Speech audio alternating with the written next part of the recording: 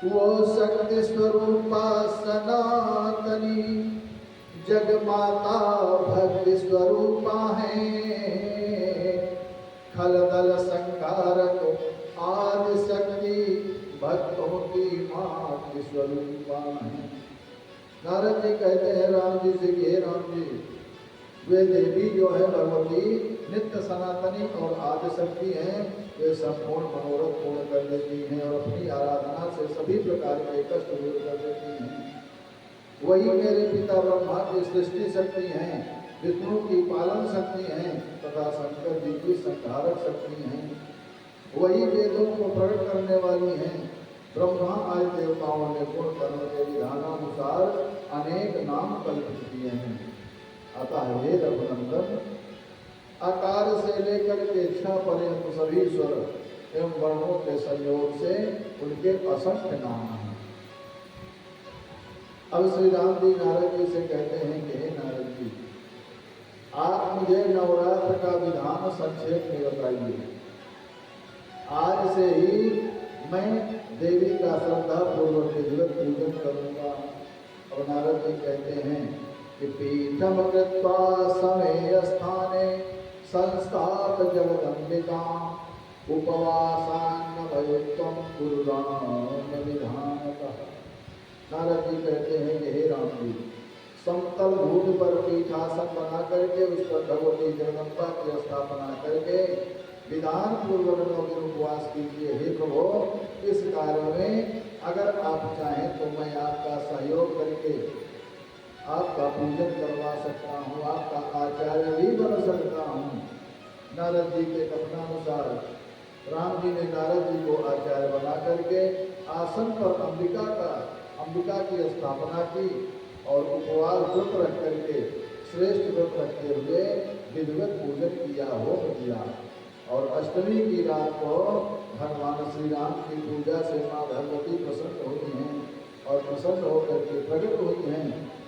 विधिवत राघव ने व्रत रख कर पूजन और यज्ञ कराई है। होकर प्रसन्न तिथि 8 को माँ दर्शन देने आई। सिंह पर सवार भगवती को देख करके राम जी ने भगवती को प्रणाम किया है, वंदन किया है।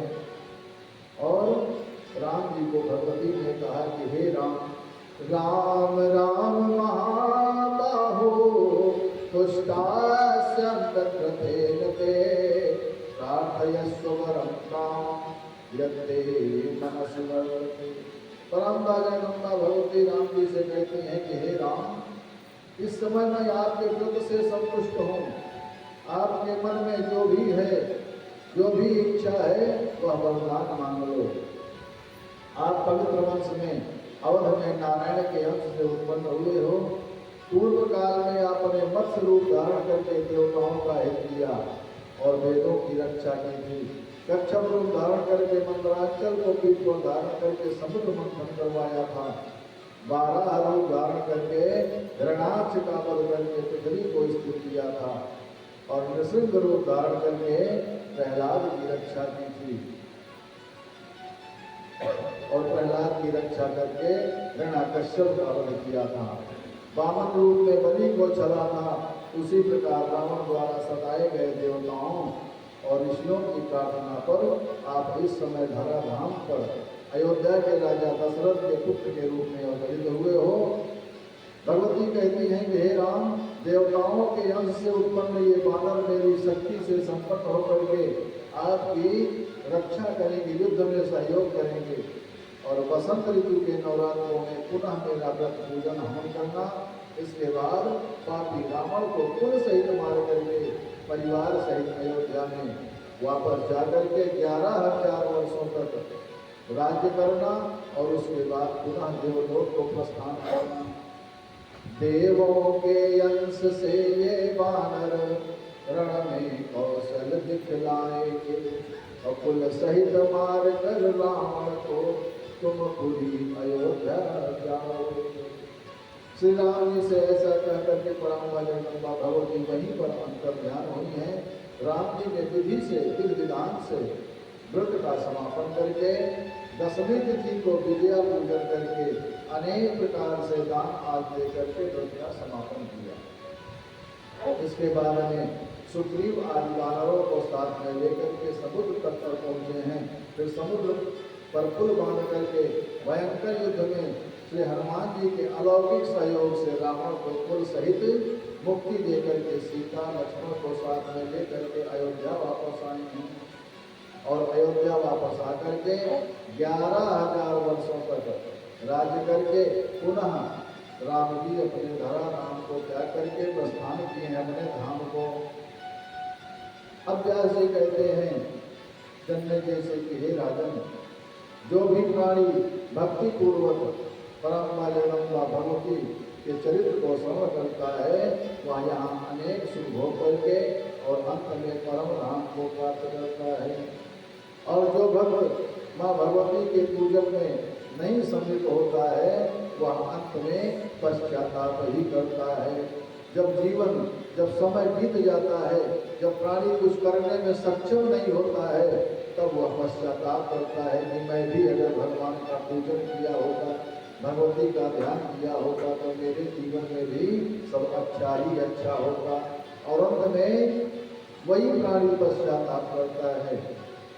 जीवन खत्म हुआ तो जीवन खत्म हुआ तो जीने का ढंग आया। जीवन खत्म हुआ तो जीने का ढंग आया। साधक कहते हैं कि जब प्राणी का समय बीत जाता है, पूजन पाठ करने का जो समय रहता है जब बीत जाता है, वृद्धावस्था आ जाती है, हाथ पैर काम नहीं करते हैं, तब विवेक बोलता है और तब विचार करता है कि जब मैं भी जब शरीर में ताकत रही उस समय पूजा पाठ कर लिया होता तब कितना बढ़िया होता। लेकिन जब समय निकल गया तो क्या फायदा। तब साधक कहते हैं कि प्राणी पश्चाताप करता है।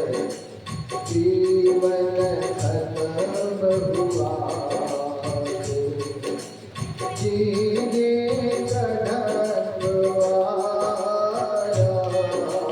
जीवन खत्म हुआ तो जीने का ढंग आया। सम्मा बुझ गई तो मैं दिल में रंग पाया। जीवन खत्म हुआ तो जीने का ढंग आया। जीवन खत्म हुआ तो गाड़ी निकल गई जब घर से चला मुसाफिर। गाड़ी निकल गई जब घर से चला मुसाफिर। अगर हमें कहीं जाना हो, मान लीजिए प्रयागराज से ट्रेन है और ट्रेन का समय प्रातः 9 बजे है और हम 9 बजे घर से ही निकलें तो क्या ट्रेन हमें मिलेगी क्या? और 9 बजे घर से निकलें 11 बजे वहाँ पहुँचे तो ट्रेन तो चली, अगर विलम्ब भी होगी, ट्रेन लेट भी होगी तब भी निकल जाएगी। तब वही हाल हमारा है। गाड़ी निकल गई तो गाड़ी निकल गई तो घर से चला मुसाफिर। गाड़ी निकल गई तो घर से चला मुसाफिर। गाड़ी निकल गई तो घर से चला मुसाफिर। गाड़ी निकल गई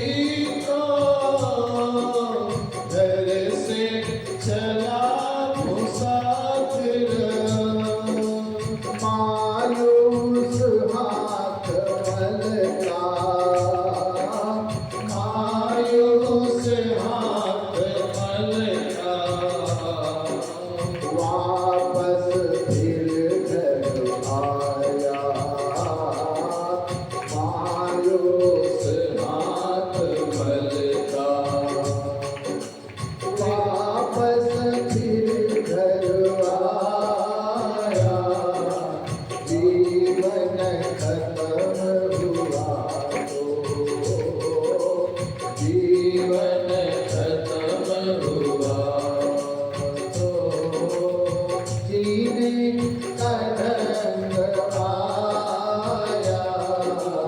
जीवन खत्म हुआ तो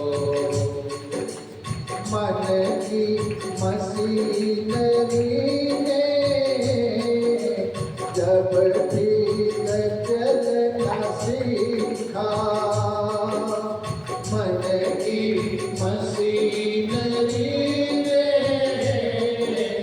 जब ठीक चलना सीखा। जब बूढ़े तन के हर एक, जब बूढ़े तन के हर एक पुरजे में जंग आया।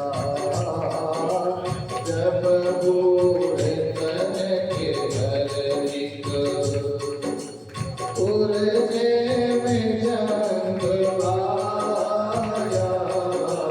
जीवन खत्म हुआ तो जीवन खत्म हुआ तो। उसी तरह इंसान की हालत है, हम सब की हालत वही है कि जब तक शरीर में ताकत है भगवान की याद नहीं आती है। और याद कब आती है भगवान की? जब हाथ पैर काम करना बंद कर देते हैं। जब हाथ पैर काम करना बंद कर देते हैं, जीवा काम करना बंद कर देती है, कान सुनना बंद कर देते हैं, तब ध्यान आता है कि भगवान भी कुछ है। तब भगवान की याद आती है। भगवान अब मेरे पाँव ठीक कर दो, मेरे हाथ ठीक कर दो, मैं आपकी पूजा करूँगा। तो भगवान कहते हैं कि अभी तक सारी व्यवस्था ठीक ठाक की थी, तब मेरा ध्यान नहीं आया। जब इतनों दिनों तक मेरा ध्यान नहीं आया तो ध्यान मत कर, मैं तेरी कोई सहायता करने वाला नहीं हूँ। साधक कहते हैं मन की मशीनरी ने, मन की मशीनरी ने जब ठीक चलना सीखा। मन की मशीनरी ने जब ठीक चलना सीखा। जब बूढ़े तन के हर एक पुरजे में जंग आया। जीवन खत्म हुआ तो जीने का ढंग आया। जीवन खत्म हुआ तो फुर्सत के वक्त मेरा सुमिरन को वक्त मांगा। फुर्सत के वक्त मेरा सुमिरन का वक्त मांगा। उस वक्त मांगा। उस वक्त मांगा जब वक्त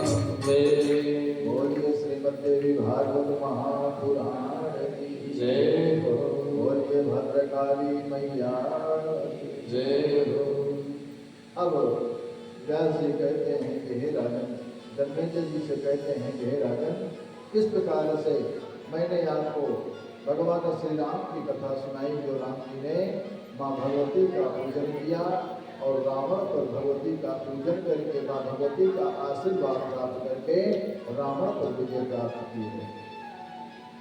अब हे राजन, मैं आपको आगे की कथा श्रवण कराता हूँ। व्यास जी कहते हैं कि हे राजन, ब्रह्मा जी के हृदय से एक धर्म नाम का पुत्र उत्पन्न हुआ। उसने दक्ष प्रजापति की 10 कन्याओं से विवाह किया। उनके 4 पुत्र हुए, हरि, कृष्ण, नर और नारायण।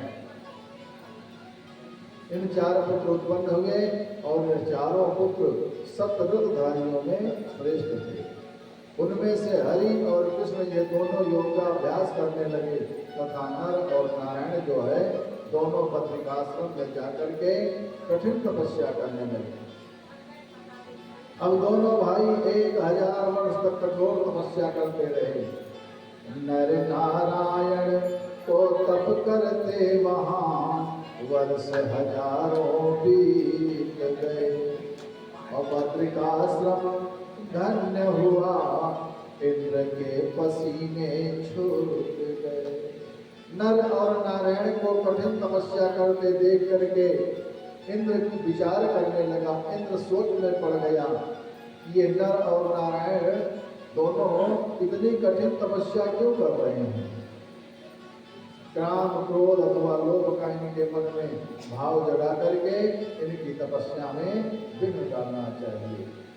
इंद्र की एक बहुत अच्छी आदत है, ये समझ लीजिए।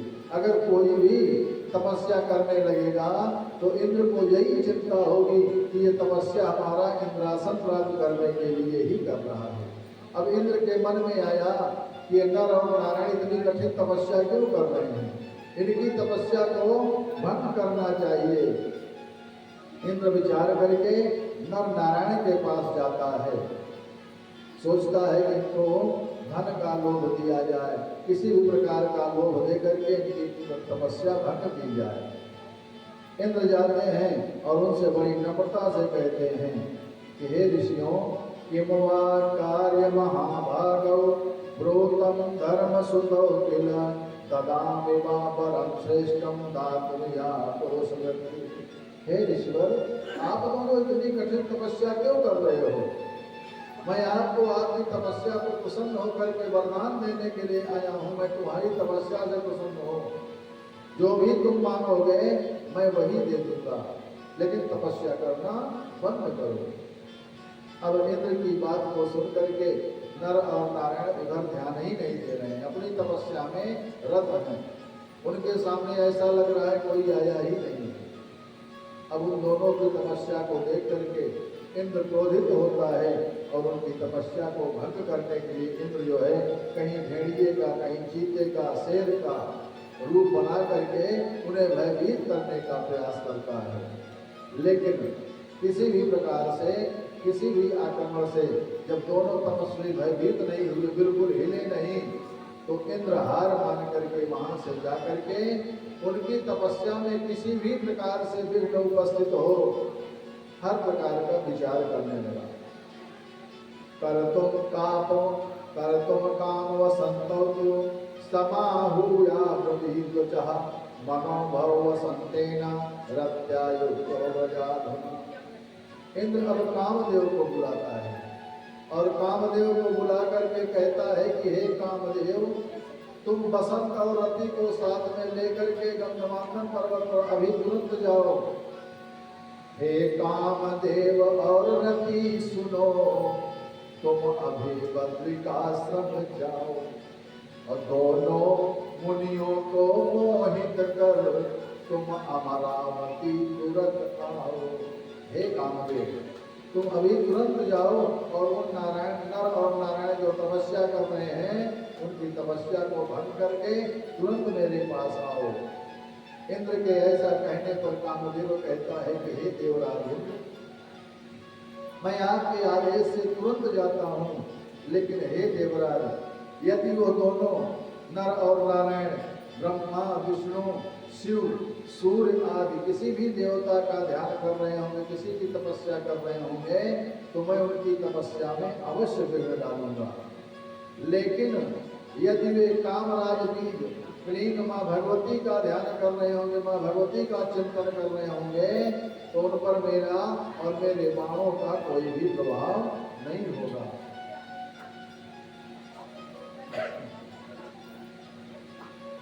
इंद्र कहता है कि आप लोग किसी भी प्रकार से मेरे मन के भाव को पूर्ण करो, किसी भी प्रकार से उनकी तपस्या को भंग करो। कामदेव ने बसंत को रति के साथ लेकर के पर्वत पर आम और श्री रम्य साल तसाल और महुए के सुंदर वृक्ष उत्पन्न करके फल फूलों से शोभायमान वातावरण कर दिया है। चारों तरफ सुगंधमय और मोहक वातावरण उत्पन्न हो गया है। लताएं वृक्षों पर चढ़ने लगी हैं। कामदेवरती बसंत के साथ, कामदेवरती के साथ बसंत तिलोत्तमा के साथ रंभा आदि अप्सराओं के साथ महानृत्य गायन करने लगे हैं। अब असमय में बसंत को देख करके नारायण नर से कहते हैं,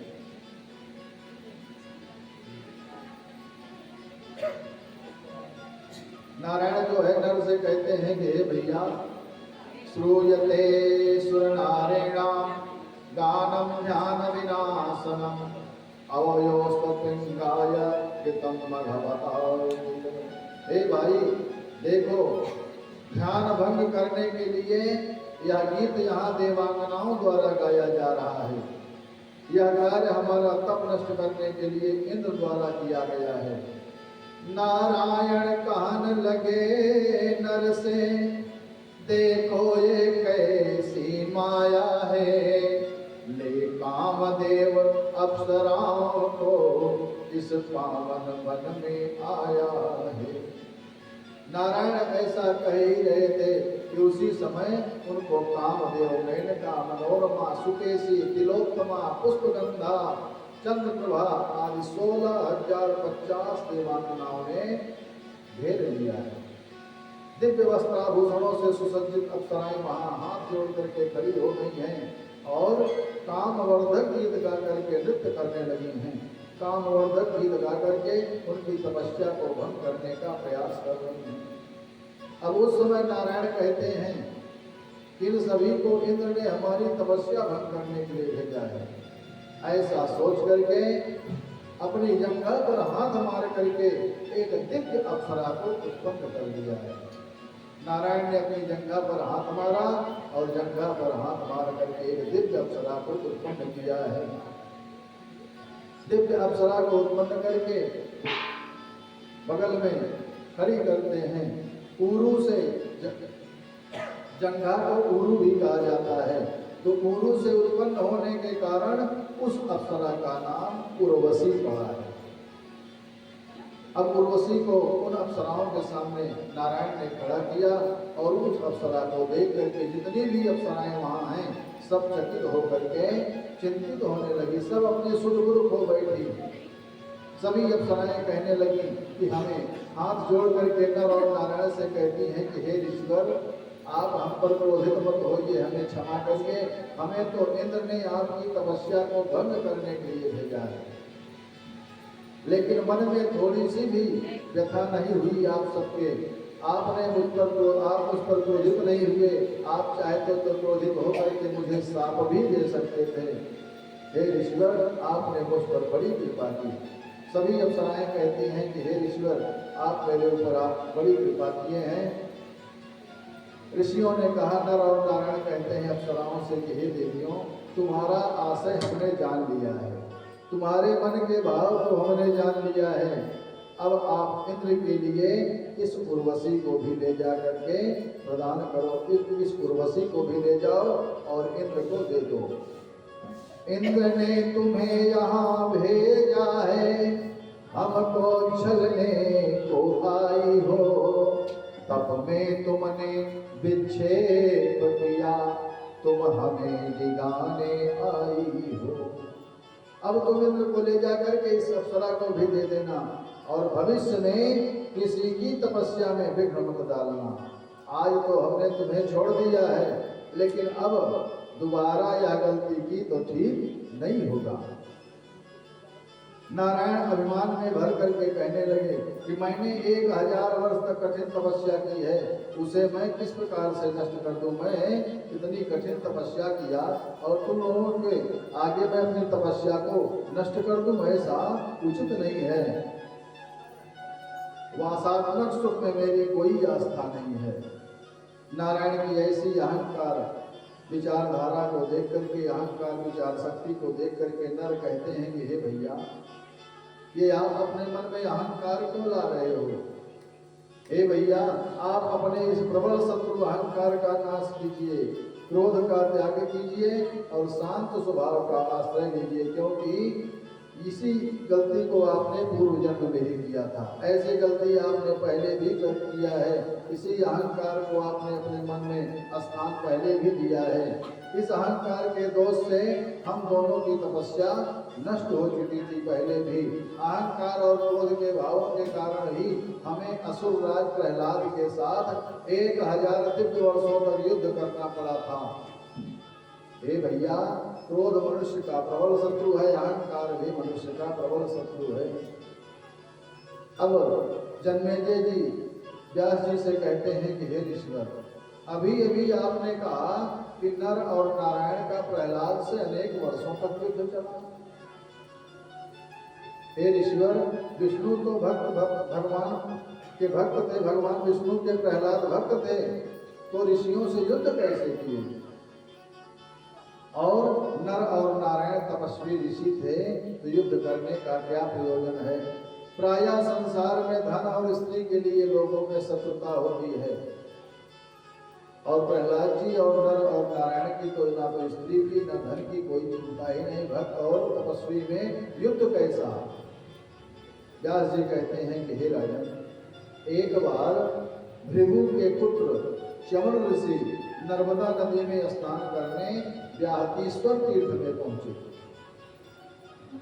रेवा महानदी दृष्ट्वा ततश्चामवातरत उत्तरतम प्रजग्राह नागो विषभयंकर। और जब वहां पर च्यवन ऋषि रेवा नदी में स्नान कर रहे थे, जैसे ही स्नान करने के लिए उतरे, इसी बीच में एक भयंकर विषधर सर्प उनको पकड़ लिया और पकड़ करके उनको खींच करके पाताल लोक को लेकर चला गया। च्यवन ऋषि ने विषधर की पकड़ में ही कमल नयन भगवान विष्णु का ध्यान किया और भगवान के प्रभाव से वह विषधर जो है विषहीन हो गया। पाताल में नाग कन्याओं ने च्यवन ऋषि को जान करके च्यवन ऋषि का पूजन किया और इसके पश्चात च्यवन ऋषि पातालपुरी में विचरण करने लगे। अब च्यवन ऋषि जब विचरण कर रहे हैं, तो एक दिन भक्त प्रहलाद जी च्यवन ऋषि को अपने नगर में विचरण करते हुए देखा। दृष्ट्वा तम पूजयामास मुनिं दैत्यपतिस्तदा पप्रच्छ कारणं किं ते पातालगमने वद। च्यवन ऋषि को देख करके प्रहलाद कहते हैं कि हे ऋषिवर, सर्व पहले तो च्यवन ऋषि का पूजन करते हैं, पूजन करके स्वागत करते हैं और उसके बाद कहते हैं कि हे ऋषिवर, पाताल लोक में आपका आने का क्या कारण है? आप मुझे बताइए। प्रहलाद के पूछने पर प्रहलाद पूछते हैं च्यवन ऋषि से कि हे ऋषिवर, क्या आपके हमसे द्वेष मानने वाले इंद्र आदि देवताओं ने तो नहीं भेजा है? तब च्यवन ऋषि कहते हैं कि हे प्रहलाद जी, मुझे इंद्र से क्या लेना देना है? आप भगवान के भक्त हैं और मैं भी प्रभु की आराधना करता हूँ। एक भक्त का प्रारब्ध दूसरे भक्त से मिलन हुआ है। जन्मेजय जी ने इस बात को सुन करके संत च्यवन ऋषि को श्री राम प्रहलाद जी ने च्यवन ऋषि की बात को सुन करके च्यवन ऋषि को पुष्प भेंट किया है। और उसके बाद प्रहलाद जी कहते हैं कि हे मुनिवर, आपका दर्शन बड़े ही भाग्य से हुआ है। अब आप मुझे पृथ्वी, पाताल और आकाश में कौन कौन से पवित्र तीर्थ हैं, उनके विषय में बताइए। प्रहलाद जी की बात को सुनकर के च्यवन ऋषि कहते हैं कि मनोवाक्काय सौधानां राजस्तीर्थं पदे पदे तदा तथा मलिन चिंता गंगा पिकी कटाधिका। चवन ऋषि प्रहलाद से कहते हैं कि हे राजन, मन वचन कर्म से शुद्ध प्राणियों के लिए तो हर पग तीर्थ है, किंतु दूषित मन वाले प्राणियों के लिए तो गंगा भी मगध से अधिक अपवित्र है। जिसका मन दूषित है, जिसका मन शुद्ध नहीं है, उसके लिए गंगा स्नान भी बेकार है, अनेक तीर्थों में जाना भी बेकार है। और जिसका मन शुद्ध है, हृदय शुद्ध है, उसका हर चरण हर पग जो है तीर्थ के ही बराबर है। प्रथमं मनसः शुद्धि कर्तव्या शुभमिच्छिता, शुद्धे मनसि द्रव्यस्य शुद्धिर्भवति नान्यथा। हे राजन, कल्याण की कामना वाले मनुष्य को सबसे पहले अपना मन शुद्ध कर लेना चाहिए। मन के शुद्ध हो जाने पर तो द्रव्य शुद्ध स्वतः हो जाता है, इसके अतिरिक्त अन्य कोई उपाय नहीं है। अब मैं आपको पृथ्वी लोक में प्रथम श्रेणी के पुण्यमय तीर्थ नैमिषारण्य, चक्र तीर्थ, पुष्कर तीर्थ आदि को बताता हूँ। चवन ऋषि के वचन को सुनकर के प्रहलाद जी सभी दैत्यों को लेकर के अब नैमिषारण्य तीर्थ में पहुँच जाते हैं। अपने साथियों को लेकर के नैमिषारण्य तीर्थ पहुँचते हैं। नैमिषारण्य है श्रेष्ठ तीर्थ, भूलोक का मान बढ़ाता है। दैत्यों को ले प्रहलाद चले, मन हर्षित होता जाता है। और नैमिषारण्य में पहुँच करके प्रहलाद जी ने उस तीर्थ में भ्रमण करके सरस्वती का दर्शन किया है। सरस्वती नदी का दर्शन करके अपने परिवारों सहित स्नान करके आनंद से वहीं पर दर्शन कर रहे हैं। नैमिषारण्य में पहुँच करके भक्तराज प्रहलाद ने वहाँ अत्यंत तीखे अनेक प्रकार के बाणों को देखा है। अनेक प्रकार के धनुष बाण को देख करके प्रहलाद सोच रहे हैं कि ऋषियों के इस पवित्र तीर्थ में बाणों का क्या काम है। नैमिषारण्य ऋषियों का तीर्थ है और यहाँ धनुष बाण की क्या आवश्यकता है। ऐसा सोच ही रहे थे कि कुछ दूरी पर उन्होंने कृष्ण भृगु चर्म धारण किए हुए तथा सिर पर विशाल जटाओं से सुशोभित धर्म के पुत्र नर और नारायण को देखा। उनके आगे चमकीले सारंग तथा अजगव नाम के दो धनुष रखे हुए हैं और दो अक्षय तरकस भी रखे हुए हैं, जिसमें कभी तीर खत्म ही नहीं होने वाला है। यह देख करके प्रहलाद कहने लगे नर और नारायण से कि हे ऋषिवर, आप दोनों ने धर्म को नष्ट करने वाला पाखंड क्यों रख रखा है। कहाँ तो इतनी घोर तपस्या कर रहे हो आप, और कहाँ धनुष बाण धारण करना।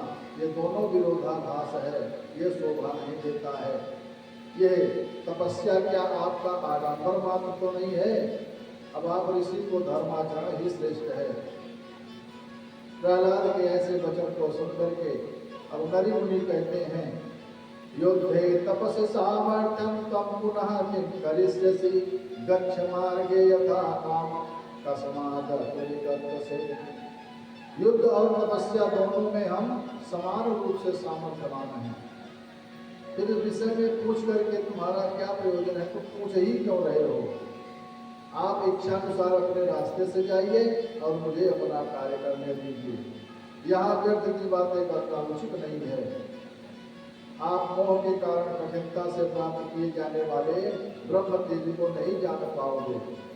ब्राह्मणों से व्यर्थ का वार्तालाप करना उचित नहीं है। अब नर कहते हैं प्रहलाद से कि हे प्रहलाद, हाय ब्रह्म तेज यज्ञ का दुष्कर, तुम तप की भाषा क्या जानो। दर्शन कर अपने घर जाओ, तुम तप की महिमा क्या जानो। नर का ऐसा अहंकार पूर्ण वचन सुनकर के प्रहलाद कहते हैं हे ऋषिवर, तुम दोनों का इस प्रकार अहंकार मिश्रित अधर्मपूर्ण आचरण इस पवित्र आश्रम को उचित नहीं है। आप में जितनी शक्ति है इसे युद्ध में अभी प्रदर्शित करो। इस बात को सुन करके नर कहते हैं ये तुम्हारी ऐसी ही भावना है तो मेरे साथ इसी समय युद्ध कीजिए, मैं अभी तुम्हारा सिर विदीर्ण कर देता हूँ।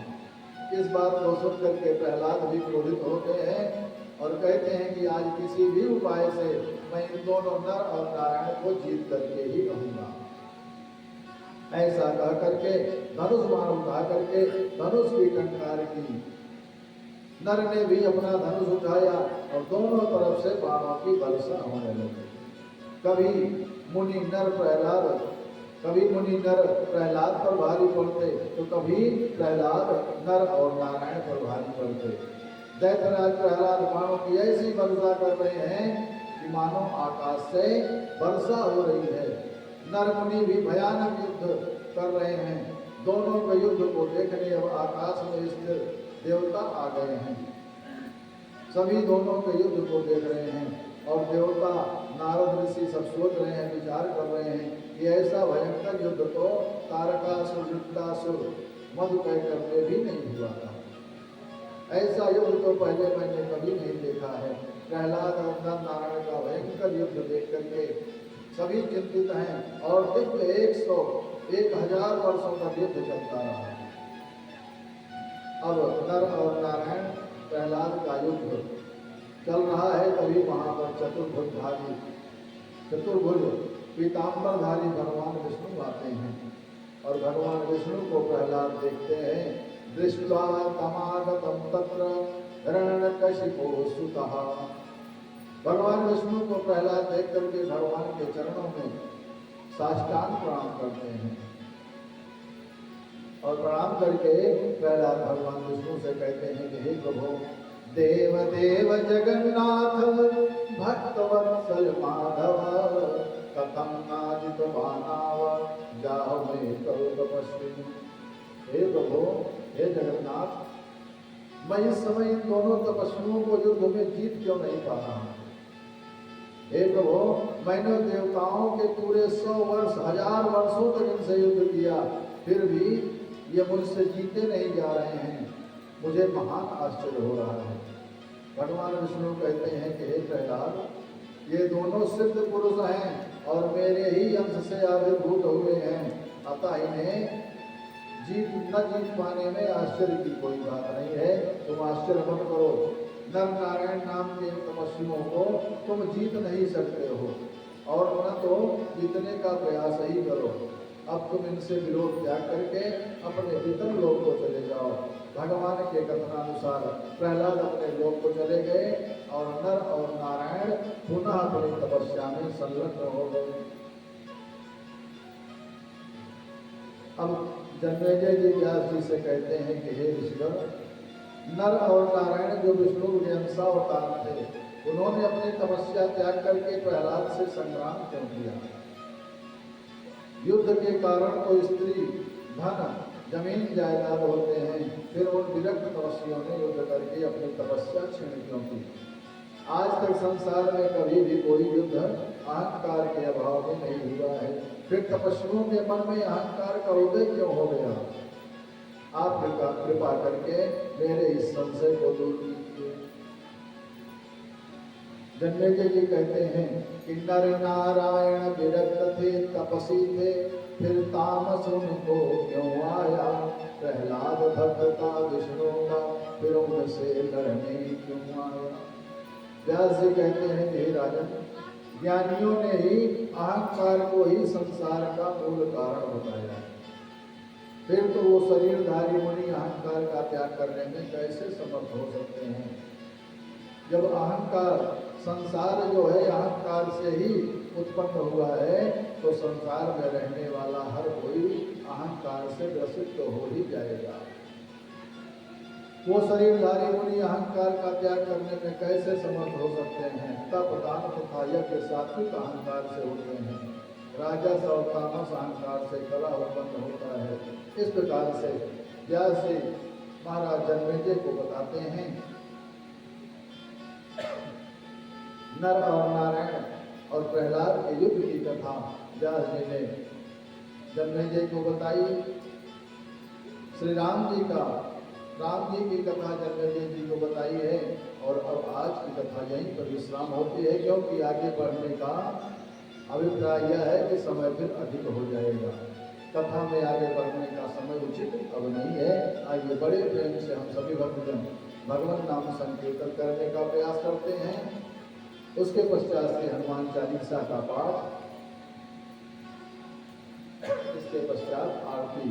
कल की कथा में शुक्राचार्य जी की तपस्या की कथा होगी। शुक्राचार्य जी दैत्यों का कल्याण करने के लिए तपस्या करने जाएंगे। फिर इंद्र की पुत्री जयंती का विवाह शुक्राचार्य जी के साथ होगा। इन कथाओं में कल हम आप प्रवेश करेंगे। आइए बड़े प्रेम से भगवत नाम संकीर्तन करने का प्रयास करते हैं। श्री राम जय जय राम। श्री राम जय जय राम। श्री राम जय जय राम। श्री राम जय जय राम। सीता राम जय सीता राम। सीता राम जय सीता राम। श्री राम जय जय राम। श्री राम जय जय राम। सीता राम जय सीता राम। सीता राम जय सीता राम। श्री राम जय जय राम। श्री राम जय जय राम। सीता राम जय सीता राम। सीता राम जय सीता राम। साधक कहते हैं कि प्राणियों इस संसार में रह करके अगर हम किसी का भला ना कर सकें तो किसी का बुरा भी ना करें। साधक कहते हैं कि भजन के माध्यम से भला किसी का कर न सको, बुरा किसी का मत करना। भला किसी का कर न सको, बुरा किसी का मत करना। दोस्त नहीं बन सकते तो कांटे बन कर मत रहना। दोस्त नहीं बन सकते तो फिर कांटे बन कर मत रहना। संत पुरुष यही हमको संदेशा देते हैं कि भला किसी का कर न सको तो बुरा किसी का मत करना। पुष्प नहीं बन सकते हो तो कांटे बनकर मत रहना। लेकिन इसी संसार में कुछ दुष्ट जन भी रहते हैं। वो क्या संदेशा देते हैं? वो कहते हैं बुरा किसी का कर न सको तो भला किसी का मत करना। बुरा किसी का कर न सको, भला किसी का मत करना। कांटे अगर नहीं बन सकते दोस्त बन कर मत रहना। कांटे अगर नहीं ये बन दुष्ट जन संदेशा देते हैं तो हमें इस संदेश से कोई इस बात को ध्यान देने की आवश्यकता नहीं है। हमें तो सिर्फ इस बात को ध्यान देने की आवश्यकता है कि भला किसी का कर न सको तो बुरा किसी का मत करना। भला किसी का कर न सको तो बुरा किसी का मत करना। दोस्त नहीं बन सकते तो कांटे बन कर मत रहना। दोस्त नहीं बन सकते तो फिर कांटे बन कर मत रहना। बन न सको भगवान अगर तुम कम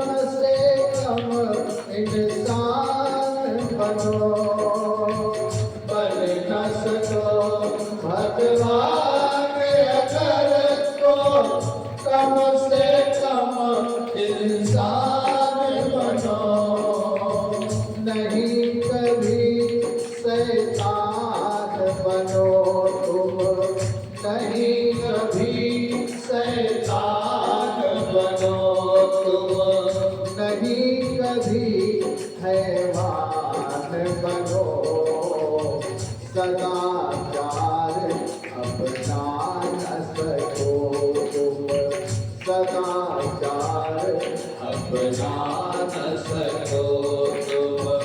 पापों में पग मत रखना, सदाचार अपना न सको तुम।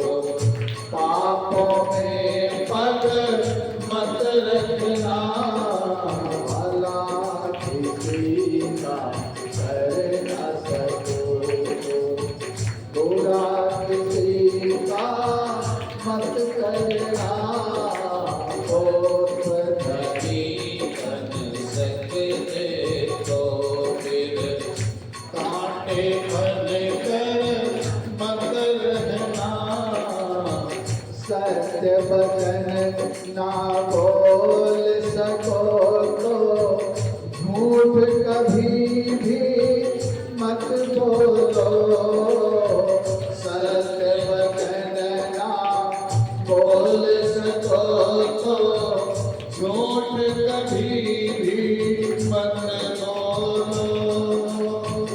मौन रहो तो भी अच्छा है, कम से कम विष मत खोलो, बोलो तो पहले तुम खोलो, बोलो तो पहले